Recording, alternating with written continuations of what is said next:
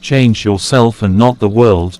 Long ago, people lived happily under the rule of a king. The people of the kingdom were very happy as they led a very prosperous life with an abundance of wealth and no misfortunes.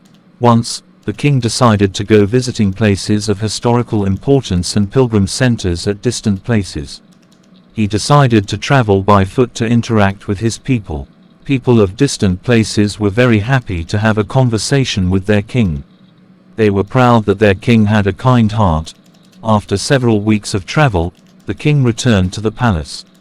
He was quite happy that he had visited many pilgrim centers and witnessed his people leading a prosperous life. However, he had one regret.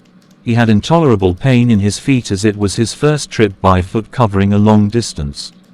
He complained to his ministers that the roads weren't comfortable and that they were very stony.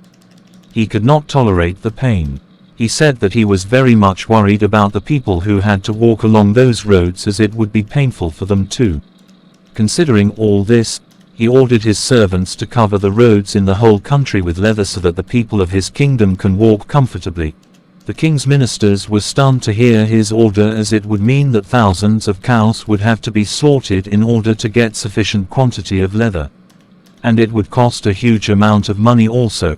Finally, a wise man from the ministry came to the king and said that he had another idea. The king asked what the alternative was. The minister said, "Instead of covering the roads with leather, why don't you just have a piece of leather cut in appropriate shape to cover your feet?" The king was very much surprised by his suggestion and applauded the wisdom of the minister.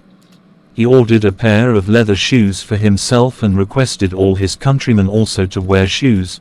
Moral: instead of trying to change the world, we should try to change ourselves.